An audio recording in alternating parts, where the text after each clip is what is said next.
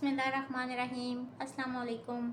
आज के लेक्चर में हम सॉल्व करेंगे एक्सरसाइज नंबर 3.2 का क्वेश्चन नंबर 3 और क्वेश्चन नंबर 4। लेक्चर स्टार्ट करने से पहले मेरे चैनल को लाइक, सब्सक्राइब और शेयर ज़रूर कर दें। इसके अलावा डिस्क्रिप्शन बॉक्स में मैं अपना व्हाट्सएप नंबर शेयर कर रही हूँ। ऑनलाइन ट्यूशन के लिए आप मेरे से उस नंबर पर रब्ता कर सकते हैं। स्टार्ट करते हैं। क्वेश्चन नंबर 3 में हमारे पास 3 मैट्रिसेस गिवन है और हमने फाइंड करना है 2a + हाफ b - 1/3c। सबसे पहले 2a फाइंड कर लेंगे। 2a यानी कि 2 के साथ हमने a को मल्टीप्लाई करना है। a की वैल्यू लगा दें a की जगह पे। अब 2 इससे किस तरह से मल्टीप्लाई होगा? 2 ने सब एलिमेंट्स के साथ मल्टीप्लाई होना है, तो ये हो जाएगा 2 × 5 = 10, 2 × 3 = 6, 2 × 2 = 4 तो -4 और 2 × 6 = 12। ये 2a की वैल्यू आ गई। इसको इक्वेशन नंबर 1 कह लें। अब हमें क्या चाहिए? 1/2b। इसकी वैल्यू भी उसी तरह से फाइंड कर लेंगे। 1/2 लिख लें और साथ में b की वैल्यू लिख लें। b है 10, 8, -8 और 6। ये हो जाएगा 1/2 सब के साथ मल्टीप्लाई होगा, तो 10/2 यहाँ आ जाएगा, 8/2 यहाँ आ जाएगा, -8/2 और यहाँ आ जाएगा 6/2। इसको सिंप्लीफाई कर लें तो ये हो जाएगा 5, 2 4s are 8, यहाँ आ जाएगा -4 और यहाँ आ जाएगा 3। ये हमने इनकी कटिंग की है। 2 5s are 10, 2 4s are 8, यहाँ भी 4 -4 आ गया तो 2 3s are 6 यहाँ आ गया। इसको इक्वेशन नंबर 2 कह लें और इसके बाद हमें चाहिए 1/3 और c। तो 1/3 और c की वैल्यू लगा देंगे। c की वैल्यू है 15, 6, 0 और -12, तो 1/3c। इसकी वैल्यू क्या आ गई? उसी तरह से 1/3 ने सब के साथ अंदर मल्टीप्लाई होना है, तो ये हो जाएगा 15/3, 6/3, 0/3 और -12/3। यहाँ भी ये सब सिंप्लीफाई हो रहे हैं। 3 5s are 15, 3 2s are 6, 0/3 0 ही होते हैं और 3 4s are 12। तो यहाँ क्या बच गया? 5, यहाँ 2, यहाँ 0 और यहाँ -4। इसको इक्वेशन नंबर 3 कह लें। अब हम लिखेंगे 2a + 1/2b - 1/3c। Put values from equation 1, 2 and 3।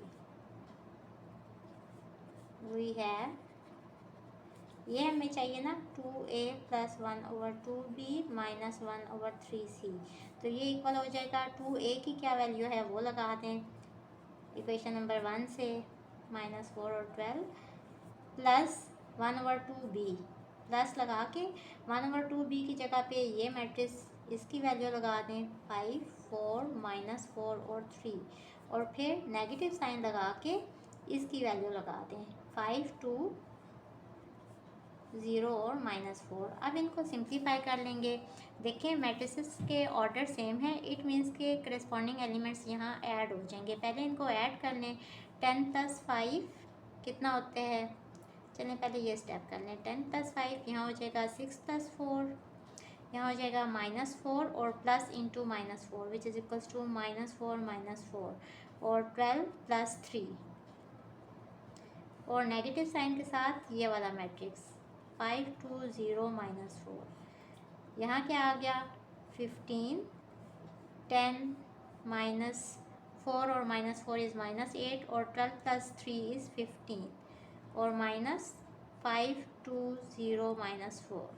अब दरमियान में नेगेटिव साइन है तो हम करस्पॉन्डिंग एलिमेंट्स को सब्ट्रैक्ट कर देंगे। वैसे भी देखें दोनों मैट्रिसेस के ऑर्डर सेम है तो दोनों माइनस हो सकते हैं। 15 - 5, फिर यहाँ हो जाएगा 10 - 2, यहाँ हो जाएगा -8 -0 और यहाँ हो जाएगा 15 -4 और इसका आंसर आ जाएगा 15 - 5 इज़ 10 और 10 - 2 इज़ 8, -8 -0 इज़ -8 और 15 + 4 इज़ 19। और बुक में जो आंसर गिवन है वो गलत है। इसका आंसर यानी कि 2a + 1/2b - 1/3c, इसका आंसर यही आएगा। 10, 8 माइनस 8 और 19।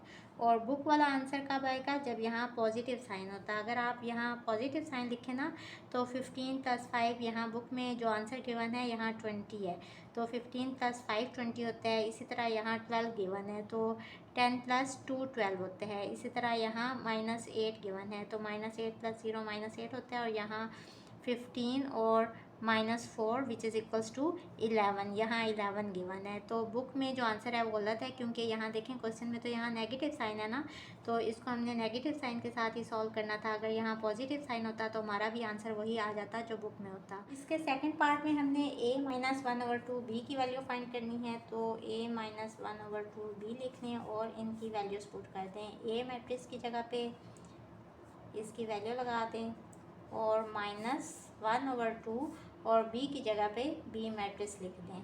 b मैट्रिक्स है 10, 8 -8 और 6। आप फर्स्ट पार्ट की तरह भी इसको सॉल्व कर सकते हैं कि सबसे पहले अलग से 1/2 b की वैल्यू फाइंड कर लें, उसके बाद a-1/2 b इसकी वैल्यू यहाँ पुट करें तो आपके पास आंसर आ जाएगा। बहरहाल मैंने डायरेक्ट यहाँ कर लिया और माइनस और 2 को यहाँ सब के साथ अंदर मल्टीप्लाई करेंगे तो ये हो जाएगा 10/2, 8/2 -8/2 और 6/2।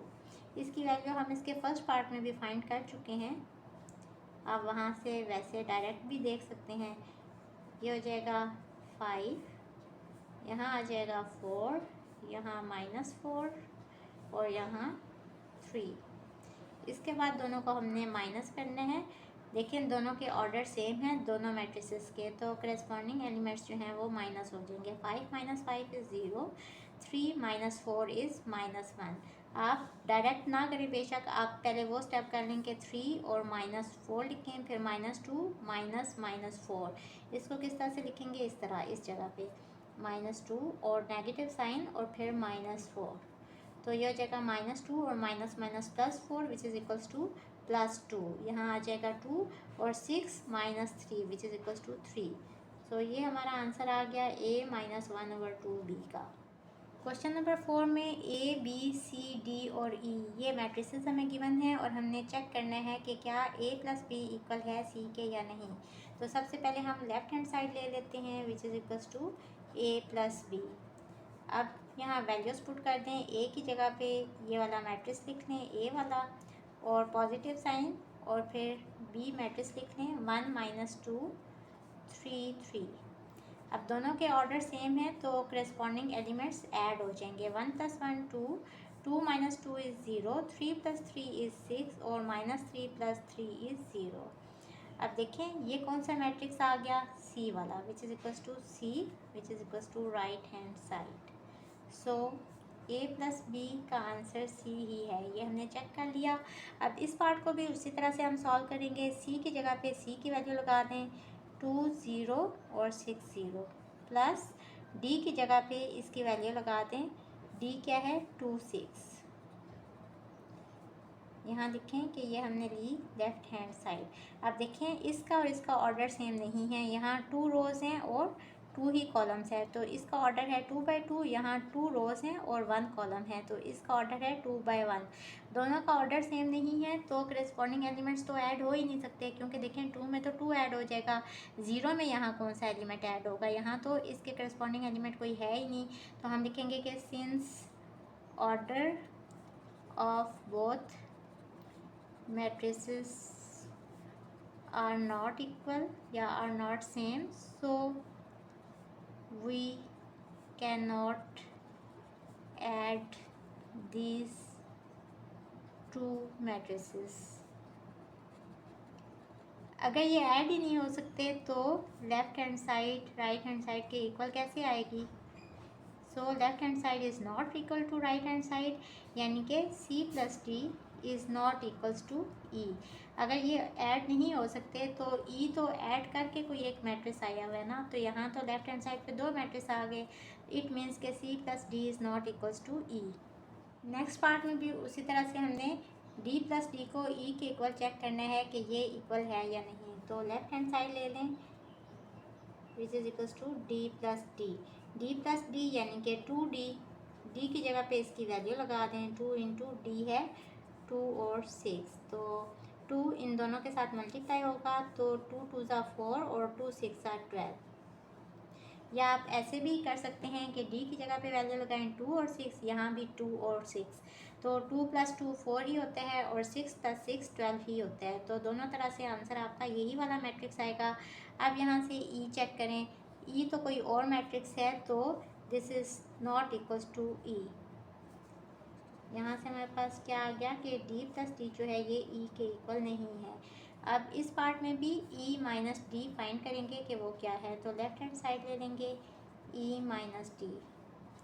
ई की वैल्यू लगाते हैं, ई है 2 2 6 6 और माइनस, और डी है 2 6। अगेन देखें कि दोनों मैट्रिसेस का ऑर्डर तो सेम है ही नहीं, तो हम करस्पॉन्डिंग एलिमेंट्स को तो माइनस कर ही नहीं सकते। तो हम क्या कहेंगे कि since order of both matrices are not equal, so we cannot subtract them।